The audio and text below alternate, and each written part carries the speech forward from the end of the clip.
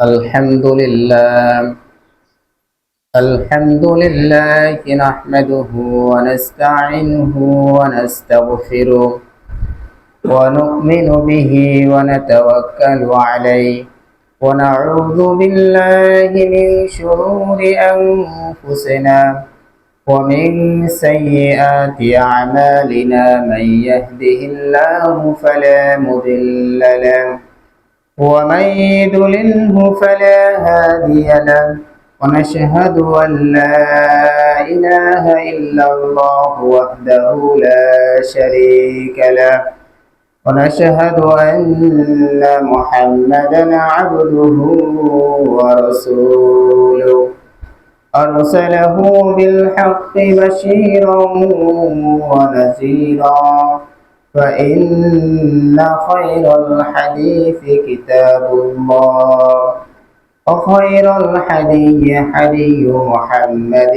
صلى الله عليه وسلم وشر الأمور محدثاتها وكل محدثة بدعة وكل بدعة ضلالة وكل ضلالة في النار. أعوذ بالله من الشيطان الرجيم. بسم الله الرحمن الرحيم. فأما الإنسان إذا ما ابتلاه ربه فأكرمه ونعمه فيقول ربي أكرمن وأما إذا ما ابتلاه فقدر عليه رزقه فيقول ربي أهانن. فقال النبي صلى الله عليه وسلم الدنيا سجن المؤمن وجنة الكافر.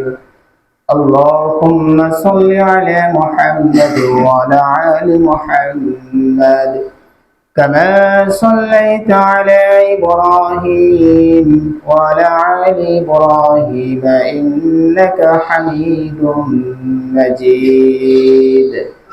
اللهم بارك على محمد وعلى آل محمد كما باركت على إبراهيم وعلى آل إبراهيم إنك حميد مجيد. 6 দিন পরে নখ খসে যাবে, 9 দিন পরে চুল। 6 দিন পরে নখ খসে যাবে, 9 দিন পরে চুল। কবর গৃহের সামানে নিতে কইর না কেউ ভুল। কবর জায়গা ভালো নয়, কবর জায়গা ভালো নয়, কবর জায়গা ভালো নয়। আমল দিয়ে কবর গৃহ সাজিয়ে নিতে হয়। 6 দিন পরে নখ খসে যাবে, 9 দিন পরে চুল। কবর গৃহের সামান নিতে কইর না কেউ ভুল। কবর জায়গা ভালো নয়, কবর জায়গা ভালো নয়। আমল দিয়ে কবর গৃহ সাজিয়ে নিতে হয়। 17 দিন পরে পেট পেটে শেষ প্রকার খাদ্য হবে। 60 দিন পরে গোশত থাকবে না, কঙ্কাল পড়ে রবে। 17 দিনে পেট পেটে শেষ প্রকার খাদ্য হবে। 60 দিন পরে গোশত থাকবে না, কঙ্কাল পড়ে রবে। 90 দিনে হাড়গুলি সব, 90 দিনে হাড়গুলি সব আলাদা হয়ে রয়। কবর জায়গা ভালো নয়, কবর জায়গা ভালো নয়। আমল দিয়ে কবর গৃহ সাজিয়ে নিতে হয়। আলহামদুলিল্লাহ, সমস্ত প্রশংসা সমস্ত গুণগান মহান রব্বুল আলামিনের জন্য, যেই মহান রব্বুল আলামিন আমাদেরকে দয়া করে মায়া করে জুমার নামাজের জন্য মসজিদে আসার তৌফিক দান করলেন। এজন্য আমরা সকলেই শুকরিয়া আদায় করছি। আলহামদুলিল্লাহ। দরুদ ও সালাম বর্ষিত হোক জনাবে মুহাম্মদ রাসূলুল্লাহ সাল্লাল্লাহু আলাইহি ওয়াসাল্লাম। সম্মানিত উপস্থিতি, জুমার দিনটি একটি অত্যন্ত গুরুত্বপূর্ণ দিন। এই জুমার দিনকে খেলায় খেলায় পার করা একজন মুমিন, একজন মুত্তাকির জন্য, একজন মুসলিমের জন্য কোনোভাবেই এটা তার জন্য উচিত নয়। এই জুমার দিনকে আমাদের সকলকেই গুরুত্ব দেওয়াই হচ্ছে আমাদের জন্য অত্যন্ত কর্তব্য এবং দায়িত্ব। তো আমি আজকে আপনাদের সম্মুখে মুমিন ব্যক্তির কিছু বৈশিষ্ট্য এবং যারা মুমিনদের প্রতি জুলুম করবে তাদের কি পরিণতি হতে পারে সেইটার বিষয়ে কিছু কথা বলার চেষ্টা করব। ওমা তাওফিকি ইল্লা বিল্লাহ। আল্লাহ রাব্বুল আলামিন পৃথিবীর জমিনে মানুষ সৃষ্টি করছেন। এরপরে এই মানুষকে দুই ভাগ, এবং সৃষ্টির শুরু থেকেই যে আল্লাহ রাসূল সাল্লাল্লাহু আলাইহি ওয়াসাল্লাম বলেন, আর দুনিয়া সিজনুল মুমিন ওয়া জান্নাতুল কাফির, যে এই দুনিয়াটা হচ্ছে একটা পরীক্ষা কেন্দ্র। যেই পরীক্ষার কেন্দ্রে যেই সব থেকে ভালো প্রস্তুতি নেবে তার জন্য এই কেন্দ্রের নিয়ম কানুন সব থেকে বেশি কঠিন হবে। অর্থাৎ যার ঈমান যত মজবুত তার পরীক্ষাটাও হবে তত কঠিন। কিভাবে? আল্লাহ রাসূল সাল্লাল্লাহু আলাইহি সাল্লাম বলেন, আর দুনিয়া সিজনুল মুমিন, এই যে দুনিয়াটা দেখতেছো, এই দুনিয়াটা হচ্ছে মুমিনদের জন্য। আর দুনিয়া সিজনুল মুমিন, মুমিনদের জন্য কি?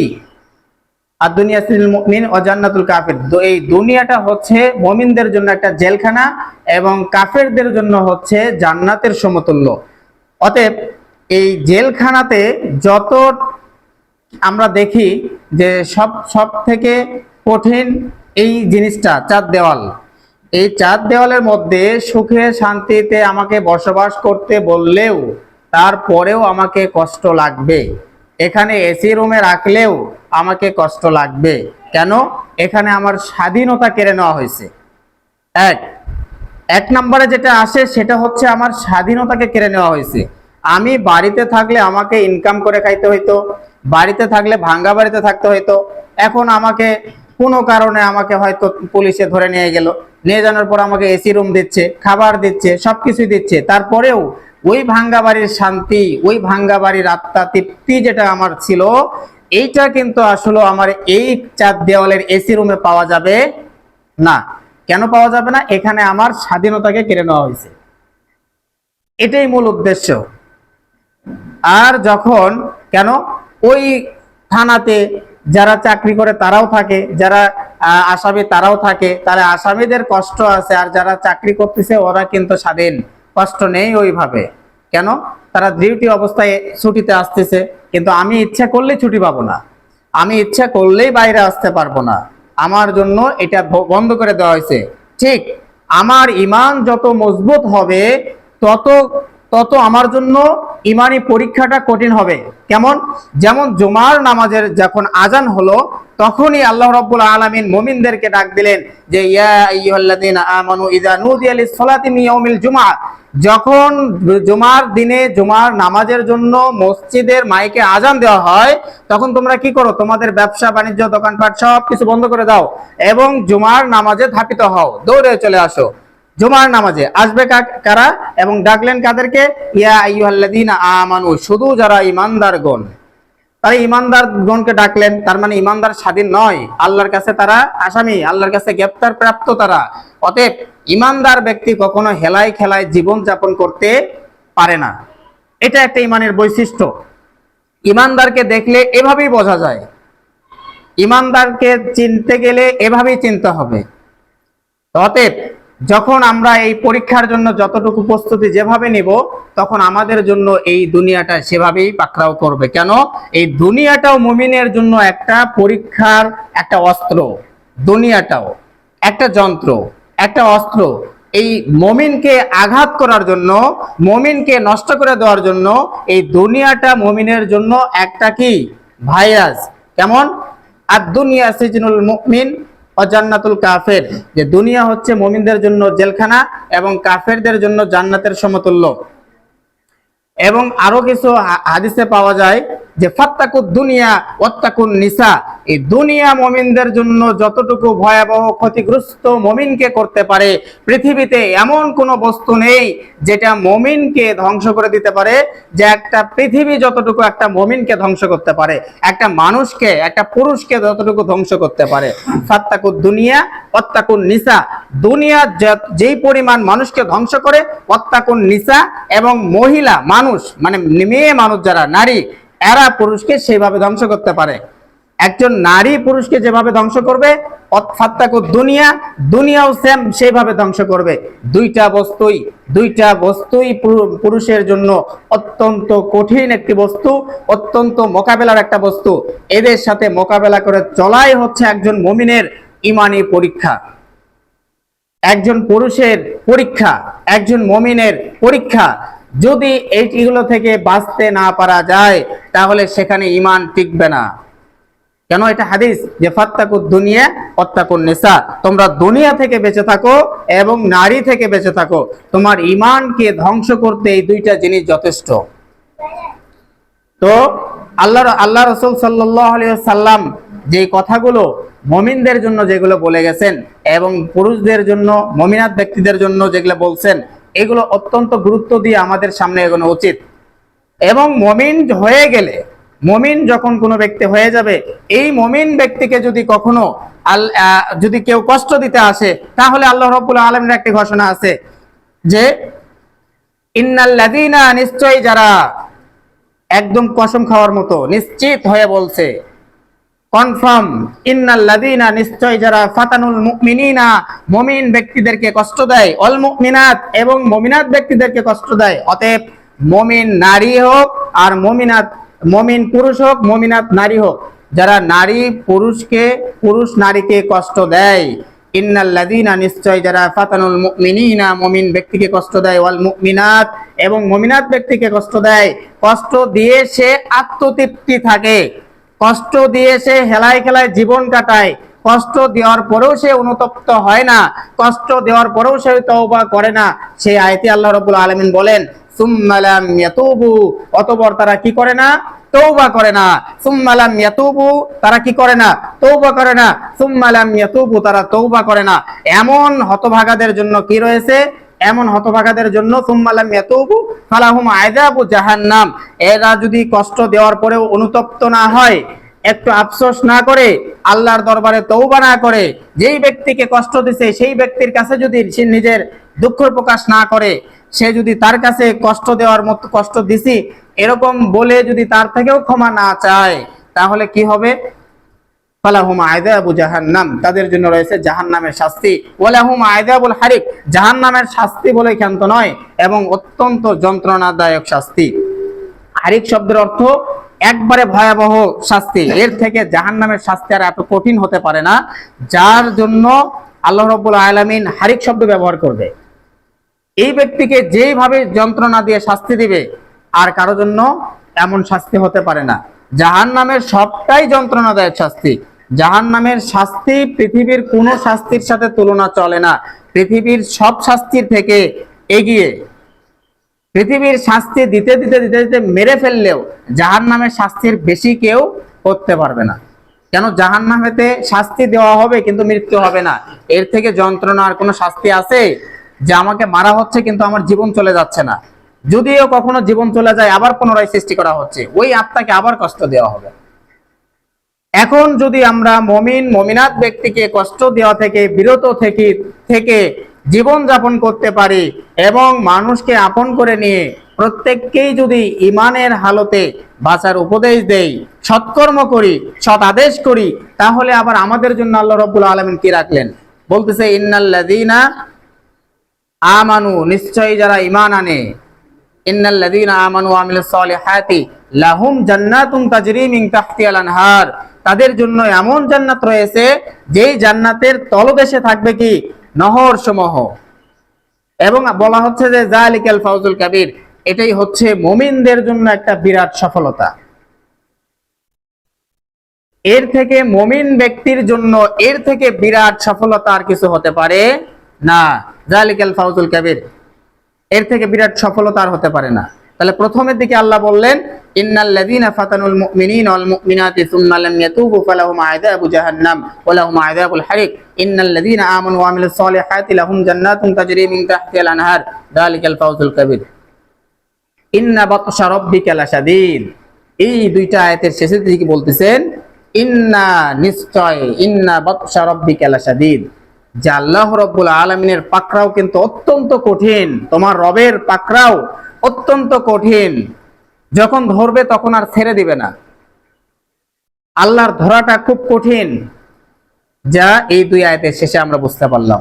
এবং আল্লাহ রাব্বুল আলামিনের এই দুনিয়াতে ঈমান যতটুকু, আপনার ঈমান যে পরিমাণ বৃদ্ধি করতে চাবেন, ঈমানের গতিতে আপনার আবার কি হবে, ঈমানের গতিতে আপনার আবার পরীক্ষা শুরু হবে। ঈমান যেভাবে বৃদ্ধি করতে যাবেন সেভাবে আবার পরীক্ষাও শুরু হবে। আর ঈমানহীনতায় যখন যাবেন তখন দুনিয়াটা আপনার কাছে জান্নাত মনে হবে। তখন যদি আল্লাহ রাব্বুল আলামিন আপনাকে রিজিক দেন, আর যদি মনে করেন যে আমি তো এভাবে চললেও আল্লাহ রিজিক পাই, সেই ক্ষেত্রে এটা হবে আপনার জন্য ভুল ধারণা, কেন ওটা একটা পরীক্ষা। আবার যদি রিজিক থেকে ঈমান আনছেন, ঈমান আনায়নের পরে রিজিক থেকে বঞ্চিত হচ্ছেন, আল্লাহ রাব্বুল আলামিন আপনাকে কষ্ট দিচ্ছে, পরীক্ষা নিচ্ছে, সেই সময় যদি বলা হয় যে আল্লাহ রাব্বুল আলামিন এর যে গোলামি করলাম, এই সৎ পথে থাকলাম, সৎ পথে থেকে আমার কোনো লাভ হলো না, এইটা বলাটাও হবে আপনার জন্য বোকামি। কেন আল্লাহ রাব্বুল আলামিন বলেন ফাআম্মাল ইনসানু ইযা মাবতালাহু রাব্বুহু ফাআকরামাহু ওয়া নাআমা ফায়াকুলু রাব্বি আকরামান।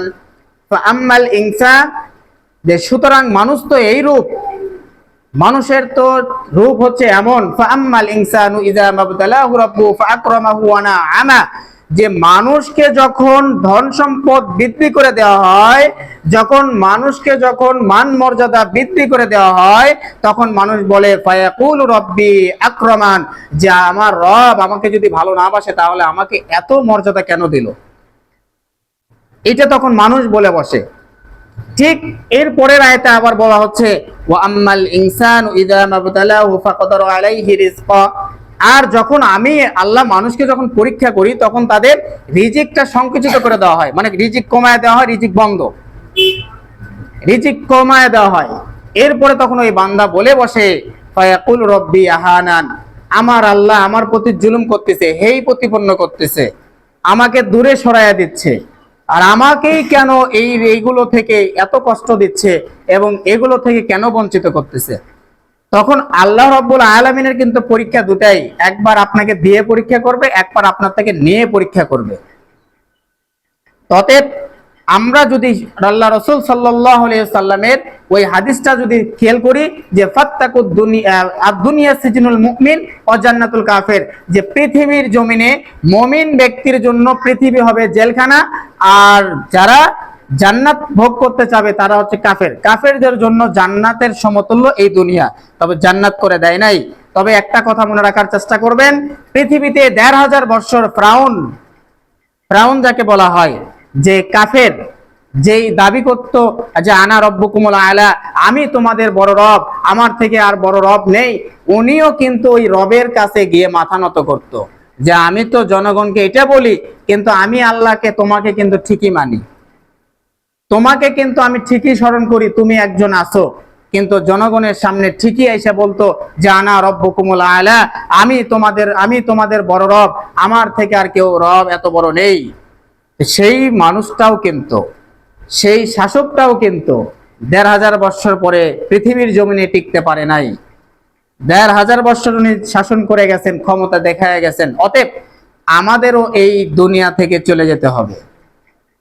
আমার মতে যেটা মনে হচ্ছে, এই পৃথিবীতে সর্বপ্রথম আপনাকে আমাকে যেই বিষয়ে তদারকি করা উচিত, যেই বিষয়টা খেয়াল রাখা উচিত, সেটা হলো আমার এই ৩.৫ হাত বডি, এই যে কবরে যে রেখে আসা হবে, ৩.৫ হাত ঘরে রাখা হবে, এই ৩.৫ হাত বডি যখন ওখানে যাবে, কি নিয়ে যাবে, এবং এই ৩.৫ হাত বডির যে আল্লাহ রাব্বুল আলামিন আপনাকে একটা লিডার বানিয়ে দিল, এক ক্ষমতা দিয়ে দিল, এই ৩.৫ হাত বডিকে আপনি কি যত্ন করলেন? এই ৩.৫ হাত বডি দিয়ে এই 3.5 হাত যে আপনার দেহ শরীরটা আল্লাহ রাব্বুল আলামিন গঠন করলেন, এবং এর যে মালিক আপনাকে দিল, আপনাকে স্বাধীনতা দিয়ে দিছে যে তুমি তোমার হাত দ্বারা কি কি করতে পারবা। এই হাত দ্বারা যদি ফকিরকে ভিক্ষা দেওয়া হয়, তাহলে আমরা মনে করতেছি যে এটা আমরা লস প্রজেক্ট হয়ে গেল। কেন? ফকিরকে দান করলে বা ফকিরকে ভিক্ষা দিলে বা কোথাও দান করলে সেটা দেখা যায় না। আবার এই হাত দ্বারাই এমন এমন জায়গায় টাকা দেওয়া যায় যেখানে টাকা দিলে সেখান থেকে কি হয়? লাভ আসে, লাভ প্রজেক্ট তৈরি হয়। সেখানে হাত আমার ঠিকই যায়। তাহলে এই যে হাতের মালিক, এই পায়ের মালিক, এই শরীরের মালিক, এইটার আগে আমাদের তদারকি করা দরকার। এই জিনিসটার আগে আমরা সুন্দরভাবে একটা গঠন করা দরকার। যখন আমাদের এই শরীর সুন্দর একটা গঠনে আকৃতি হয়ে যাবে, তারপরে আমরা বাহ্যিক ফ্যামিলিতে চলে যাব। আমার সন্তান আছে, নিজে বাঁচো এবং তোমার আহাল পরিবারকে বাঁচাও। না, জনগণকে তো আগে বলে নাই, বাহিরে কি হচ্ছে সেটা পরে, আগে নিজেকে বাঁচতে বলছে। কোরআনের আয়াত দ্বারা প্রমাণিত যে তুমি আগে বাঁচো এবং তোমার আহাল পরিবারকে বাঁচাও। যদি আহাল পরিবার না বাঁচে, তুমি একা বেঁচে পার পাবা না। এই পর্যন্ত হওয়ার পরে তারপরে আমরা মানুষকে বলতে পারি, এরপরে আমরা অন্যজনকে উপদেশ দিতে পারি। তবে সর্বপ্রথম কাজ হবে আগে আমাকে বাঁচানো জাহান্নাম থেকে। বাঁচানো বলতে দুনিয়ার কোনো কাজ না, কোরআন হাদিসের যত কথা ইঙ্গিত দেয় সব জান্নাতের জন্য এবং পরপারের জন্য। জান্নাত জাহান্নাম মুমিনদের জন্য, আর অন্য কিছু বিশ্বাস করতে হবে না। যে তুমি বাঁচো মানে কি আমি ওই শত্রুর হাত থেকে বাঁচতেছি এটা নয়, আমার সন্তানাদিকে শত্রুর হাত থেকে বাঁচাইতেছি এটা নয়, মানে জাহান্নামের আগুন থেকে বাঁচতে বলছে। যে তুমি বাঁচো, তোমার আহাল পরিবারকে বাঁচাও। এরপরে যান আমি আপনাকে ওয়াজ করব, আপনাকে উপদেশ দেব যে ভাই আপনি এই পথটা ছেড়ে দেন, আগে আমাকে ছাড়তে হবে। তা না হলে এই কথা 7 দিন টিকবে না। 7 দিন আপনাকে আমি সংশোধনে নিয়ে আসতে পারবো না। জুলুম অত্যাচার করে মারে আপনাকে আমি নামাজে নিয়ে আসতে পারবো না, যখন আমি নামাজি না হব আর আমি উপদেশ না দিব। তার মানে আল্লাহ রাব্বুল আলামিন সূরা আসরে বলছেন যে ইন্নাল ইনসানা লাফি খুসর, নিশ্চয় মানুষ অত্যন্ত ক্ষতির মধ্যে নিমজ্জিত। যে হাবুডুবু খাচ্ছে, নিমজ্জিত মানে কি? যে ওর মধ্যে সাগর এসে হাবুডুবু খাচ্ছে, সাঁতার জানে না, এরকম অবস্থায় সে সাগরে পড়ে আছে মানুষ। তবে কিছু মানুষ ব্যতীত, কারা তারা? ইল্লাল্লাযীনা আমানু, যারা ঈমান আনে, ওয়া আমিলুস সলিহাতি, এবং সৎকর্ম করে, ওয়াতাওয়াসাউ বিল হক, নিজে হকের উপরে থাকে তারপরে আদেশ করে। আগে নিজেকে থাকতে বলছে, তারপরে আদেশ করতে বলছে। তার মানে আদেশও আপনাকে করতে হবে, শুধু মানে আদেশ না করলে হবে না। এরপরে বলছে ওয়াতাওয়াসাউ বিস সবর, যে নিজে ধৈর্য ধারণ বিপদ আপদে করতে হবে তা, এবং অন্যকে উপদেশও দিতে হবে। তার মানে নিজের জন্য আগে, তারপরে অন্যজনের জন্য। ওখানে 4টা জিনিস পাওয়া যায়। 4টা জিনিসের থেকে 4টা জিনিস যদি আপনার আমার মধ্যে থাকে, তখনই আমরা কিন্তু